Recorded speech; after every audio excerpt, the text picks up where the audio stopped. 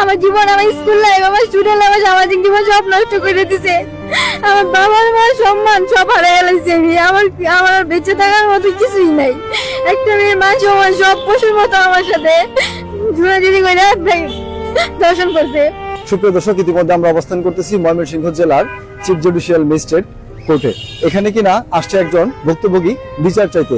ওনার সঙ্গে ঘটে গেছে একটি অনাকাঙ্ক্ষিত ঘটনা। টানা 3 জন পুরুষ তার সঙ্গে অনৈতিকভাবে জোর করে ধর্ষণের অভিযোগ করেছে। এখন আমরা ভুক্তভোগীর সঙ্গে একটু কথা বলবো। আপনার নাম আপু? রুকসান আক্তার। আপনার সঙ্গে কি ঘটেছে?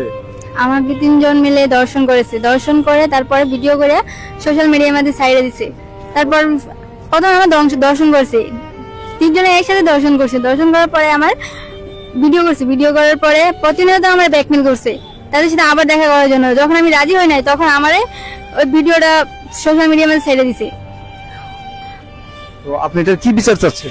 আমি এটার ন্যায় বিচার চাই, কারণ এর মতো পশুরা প্রতিনিয়ত আমার মতো সাধারণ মেয়েদের জীবন নষ্ট করতেছে, যার কোনো মানে ন্যায় বিচার হইতেছে না। আমি চাই যে এই পশু ফাঁসি হোক, কারণ এর পশু ফাঁসি যদি না হয় তাহলে অনেক আমার মতো অনেক সাধারণ মেয়ের জীবন নষ্ট হইব। এর মতো পশু আমাদের মতো সাধারণ মেয়েদের বুকের সামগ্রী মনে করে, দেখলেই মেয়েদের দর্শন করতে মনে চাই। তার মনে করে আইন বলতে কিছু নাই। আমি আইনকে বিশ্বাস করি, আমি জানি আইন আমার ন্যায় বিচার দিবে, ফাঁসি চাই আমি। আপনাকে কি এর আগেও কোনোভাবে প্রাণনাশের হুমকি দিয়েছে? এরা আমার ব্ল্যাকমেল করছিল যে রিলেশন করার জন্য। আমি রিলেশন করি নাই। তারপর ওরা জোর করে আমার ঘর থেকে নিয়ে যায়, মানে দর্শন করছে। দর্শনের পরে ভিডিও করার পরে সব চাইরে দিছে। আমার জীবন, আমার স্কুল লাইফ, আমার স্টুডেন্ট লাইফ, সামাজিক জীবন সব নষ্ট করে দিছে। আমার বাবার মার সম্মান সব হারিয়ে গেছে। আমার বেঁচে থাকার মতো কিছুই নাই। একটা মেয়ের মা সমান সব পশুর মতো আমার সাথে ঝুড়াঝুড়ি করে দর্শন করছে, যার জন্য আমি এখন ন্যায় বিচার আশা করতেছি। আমি আশা করি আমি ন্যায় বিচারটা পাবো, আর আমি ফাঁসি যাই। ওর জন্য আমার জীবন শেষ, আমার স্কুল লাইফ, আমার সামাজিক জীবন, মেয়ে হিসেবে একটা বেঁচে থাকার মতো আমার জীবন শেষ। আপনার মেয়ে? আমার মেয়ে, আমি রান্না করতে সবার কাছ থেকে বিচার চাই, কঠোর বিচার চাই।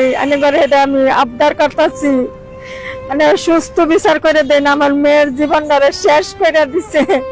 আমি ওরে কোনো পাপ করছি না, ও কোন কারণে আমার এই মেয়ের জীবনটারে শেষ করলো।